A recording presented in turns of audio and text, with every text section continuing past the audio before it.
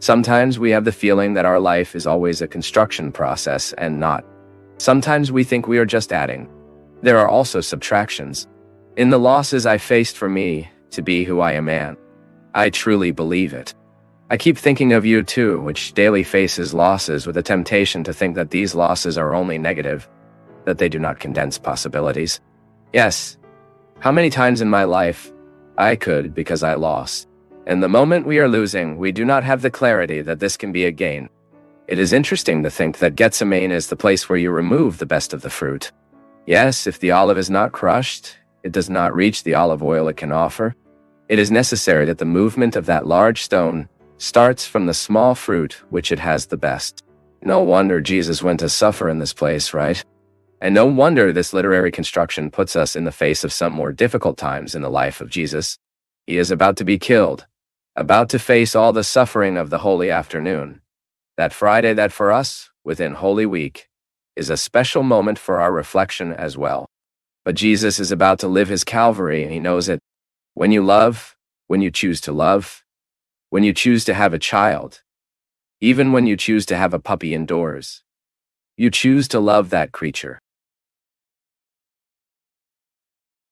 You started a process of suffering. Why suffering? Love. He generates insecurity, fear of losing peace for the rest of his life. Put a child in the world and you lose peace for the rest of your life. Priest, what a pessimistic view. No, it is not. This is realism. You live happier when you love it, but you get much more disadvantaged because you love it. But this unrest is good. He motivates us. He instigates us. He makes us more alive. He brings liveliness to our days. It's good to love, but from the moment you love, you suffer, because you are a creature. Because, my people, we all need to pass. I don't know. Maybe daily. Right? But throughout our week, how many Gethsemanes do we have to pass? And if you think, of course, smaller Gethsemanes, others not so big but not so small, you just look at everything that was Calvary in your life, and you will find out how important these Calvaries were for the purification of your rest. He calls friends to be with him, and not even those friends are able to participate in his suffering. This is interesting because what Jesus wanted at that moment was the company of friends. Do you understand very well what that means? Because also at the time of your suffering, you don't like being alone. It's good for you to have someone you love by the side. It helps to live the press of suffering. But these friends were unable to offer Jesus what he expected from them. Company, friendship, a friendly man, as we like to say. And he had to face everything alone. But he faced with great dignity and faced teaching us. Only with this passage do we have to take from our head the pretense that the other will be everything to us. No. Nor did Jesus have friends like that. The others will be in accordance with their possibilities, but I need to be with all my possibilities. It is my possibilities that will define how much this suffering will make me grow or not, how much this suffering will build me. And building me, guys, begins to build those who are by my side and those who pass me after that pain visit me.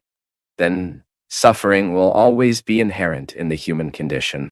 Jesus suffered at this moment precisely because his incarnation was not only apparent, he truly embodied, was a real man. We talk about this in Christology. The mystery of the incarnation is not just a theater. No, he has truly became man. And being truly man, he experienced human feelings. He suffered the pain of seeing his friend die, felt thirsty, felt hungry, felt cold, was afraid, fear of death, felt the loneliness of even having friends around. They were sleeping and indifferent from what was going on with him. I say again, We don't have to run after suffering. He will come. He is natural in our lives. We suffer precisely because we are a creature. We are limited. The simple fact that you love to love is to suffer. It is not another thing. Because when we are in the dynamics of suffering, we have no time or willingness for the superfluous. It is as if suffering judged us to seek what we actually have more precious. It is as if we are judged to a territory that safeguards what we have the most tasty, more valuable, most precious. But it is very special when we realize that this care of God in our lives occurs from the crises we face. It may seem a little contradictory, right? Does God love me allowing me crises?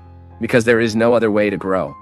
Everything you faced in life, which was painful to you, you can be sure it was very important for you to get to where you arrived. And this hand of God, which will help us live the dynamics of faith, it manifests itself in our lives in various ways. A friend who tells us, a mother's advice, a word of brother in God holds us by the hand. It gives us a position to face the stone of suffering, allowing the pain to become a special opportunity to feel that this hand of God leads us like this, and that it will be no different from what it was for Jesus, who also at the time of his suffering felt alone, thought he had someone beside him. No, as much as we want, as much as we have people on the side, ultimately suffering is absorbed there in solitude.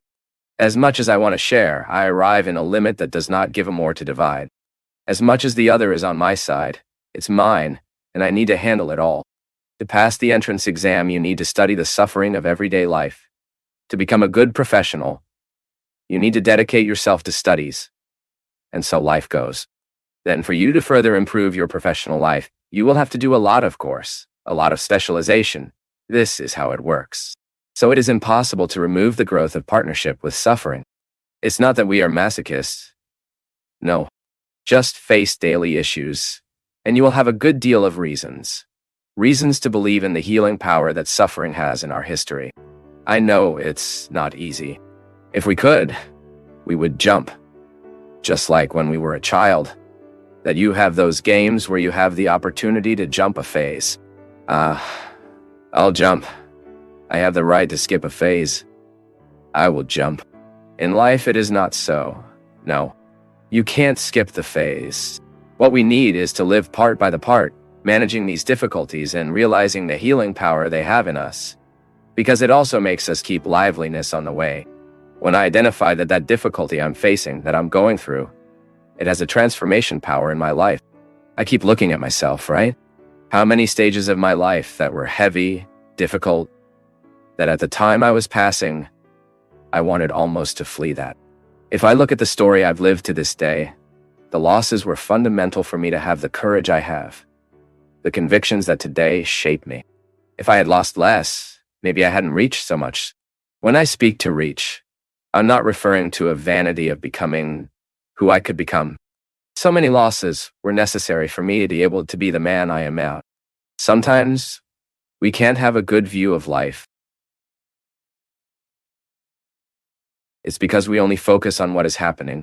Looking at everything I had to face, for example, the death of my sister, which was a very difficult time for all of us at home, was particularly a heavy jetsmain in my life, in my story. You will always be living the dynamics of that burial. People don't leave at once. You get used to that absence. It is a land of earth a day. It is not buried at once. Whoever goes through this knows. You don't have to say much, no. It is a collective pain. Because you, besides having the whole personal dimension of pain, you still have to help manage the other side. Losing is not easy. As Miyakoto said, right? Dead beloved never stop dying. But when you open the range to see the events, everything that surrounds you right now, your vision gets better. The death of my sister meant a time of much anguish that extended, of course. We are being healed for time. Today I speak very naturally about my sister's death. But at the time, my God of heaven, how it lasted it inside me. Of course, we don't want it to anyone. Of course, it is much better for us to grow. even without these cruel death's means. Of course, we do not want the death of our children so that we can grow. No.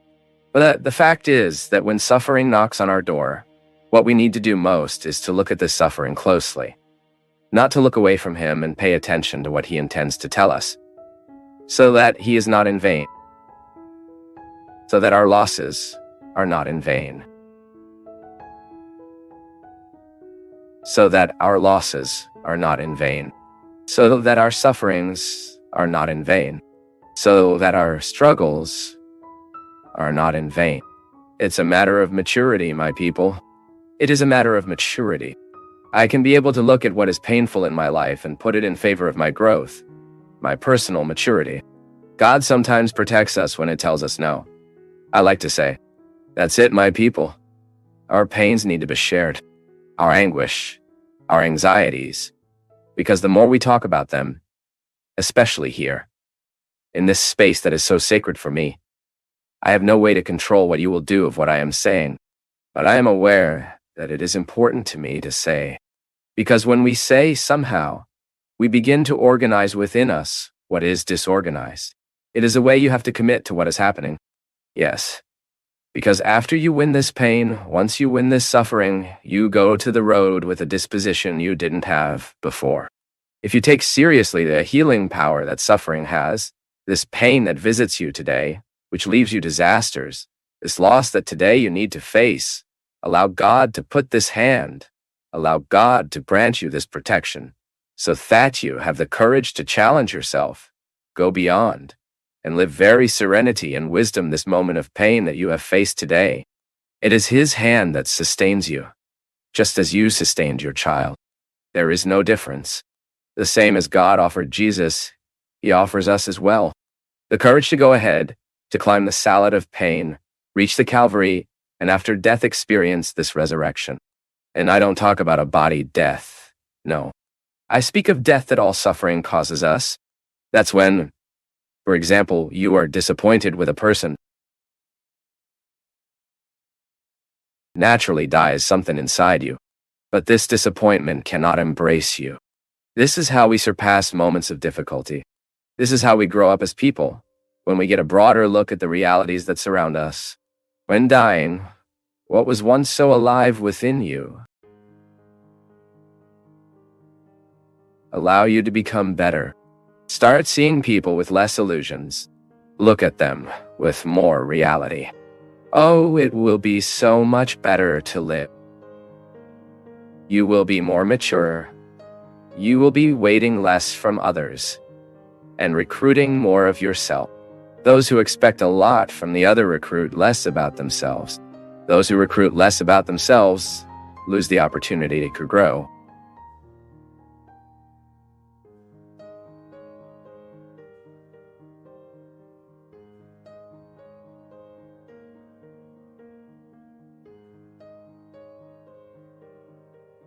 Thank you for joining us on this enlightening journey at Path of Faith. Don't forget to leave your thoughts in the comments below. Give us a thumbs up if you enjoyed the video, share it with your loved ones, and subscribe to our channel for more inspiring content like this.